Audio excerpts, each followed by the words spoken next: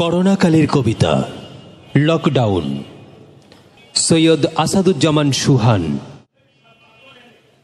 আমি তাদের কথা ভেবে কখনো চিন্তিত নই যারা আতঙ্কিত হয়ে হোম কোয়ারেন্টাইনে আছে। তাদের সময়টাও কিন্তু বেশ ভালোই কেটে যাচ্ছে।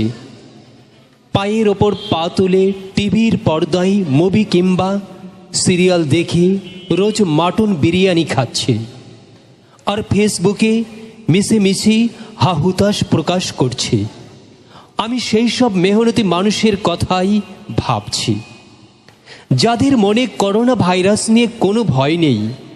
তারা দিন আনে দিন খায়, পান আনতে পান্তা ফুরায়, ঘাম ঝরিয়ে কাজ করলেই পেটে দানা জোটে, নয়তো অনাহারে রাস্তার পাশে চুপটি করে ওপর শুয়ে থাকে। এই লকডাউনের সময়ে তাদের কথা কে বা মনে করে?